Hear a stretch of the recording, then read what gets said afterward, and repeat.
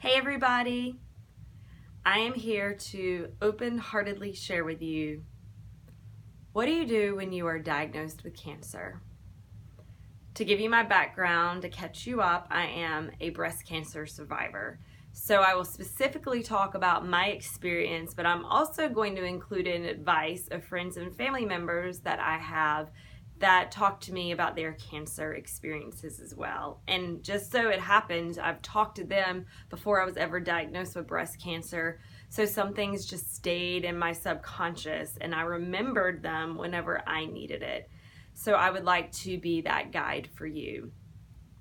So most likely, you have been to the doctor's office and you had a biopsy or however they diagnosed your cancer, and you have received a phone call, or they have brought you into the doctor's office and they have let you know the news: you have cancer.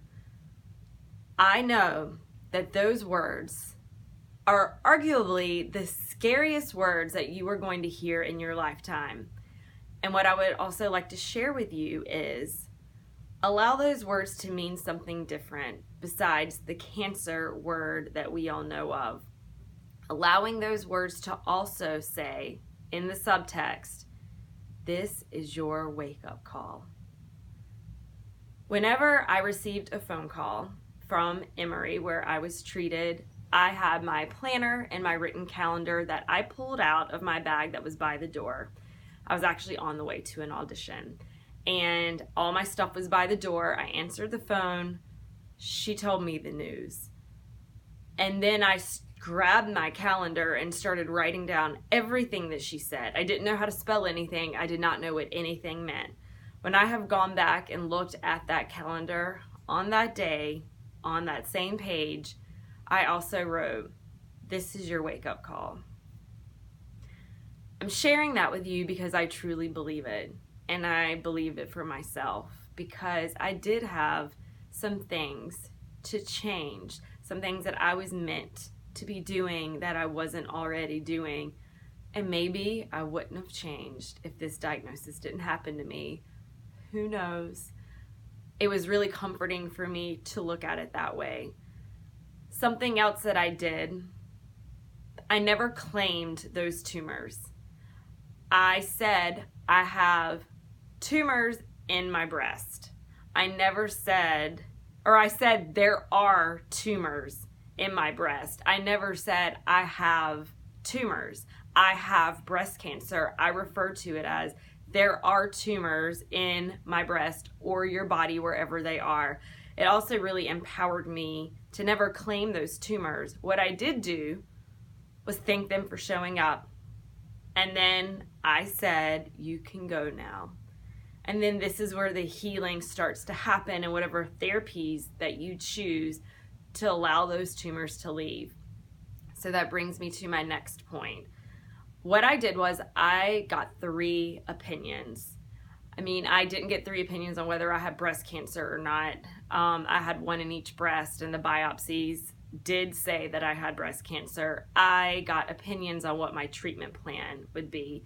It made me feel comfortable to do that. I know that we all get opinions on guys we date, houses we buy, restaurants we go to, and I didn't want my health to be any different. Why wouldn't I get other doctors' opinions on my treatment plan? With me, it was questionable on whether to have surgery first or chemo first. It was also questionable on which chemotherapy should I do. And that is why I got other opinions. And then outside of my hospital, and then I also requested for the tumor board in my hospital at Emory to review my case. And there were a number of people on the tumor board. So then I got to take all the numbers in, and then we made a plan to decide. So I'm also offering that to you if that makes sense to you, getting 3 opinions on your treatment plan. I've had other friends with different types of cancers that have done the exact same thing. Another important, what is it called? Just bullet point. Should you tell anyone? Absolutely. What I did learn was that this is the time to accept help. And I don't think I knew how to do that before. This is the time where you are going to receive care, receive help. And a lot of us are doers and givers. And maybe you haven't been in a position in your life yet where you are going to receive. I felt like that was one of my lessons, to allow other people to take care of me. It was humbling. My whole experience was humbling on so many levels. And funny enough, you would think, oh, it should be easy receiving help. It should be easy, but it's not for people. After I had surgery, I couldn't do anything with my arms. I was forced into it, and I did accept it, and it did start feeling good. I financially needed help. I'm still financially paying off medical bills. We had a GoFundMe, which was extremely helpful, and I am forever grateful for everyone that has helped me during this journey and process. In support groups that I've been to, I have listened to women, and they have said they are choosing not to tell their family members because they don't want to worry them.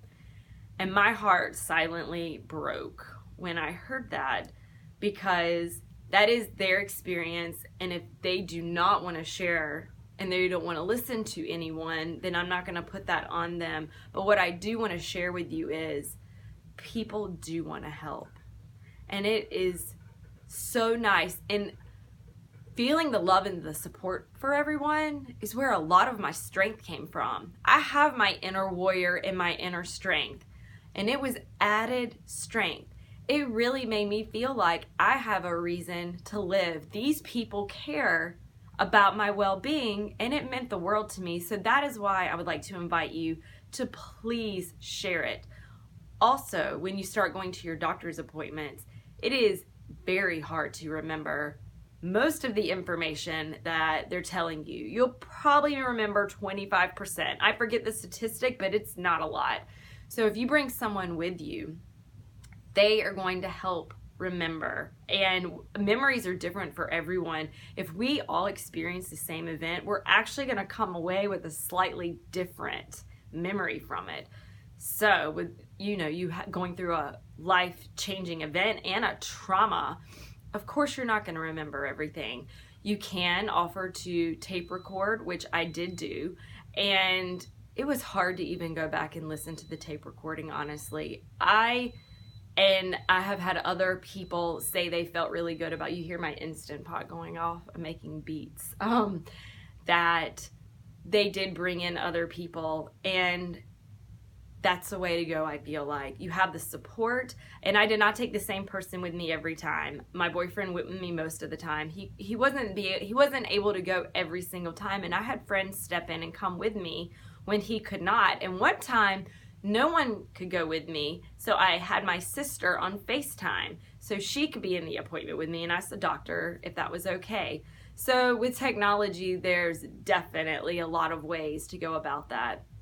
So to recap, when you're diagnosed with cancer, I'm giving you a huge hug right now. And I want you to really find what the meaning of this means, because it doesn't have to be scary. It could be your wake-up call. And if that doesn't resonate with you, seeing what does. Is this a sign that you need to take care of yourself more? What is speaking to you? Yes, get other opinions if you feel good about that. And you can just pay for a consultation fee. Your insurance does not have to work with that hospital when you get a third opinion or second opinion. And yes, I do think that you should tell your close friends and family members so they can love you and support you through this process.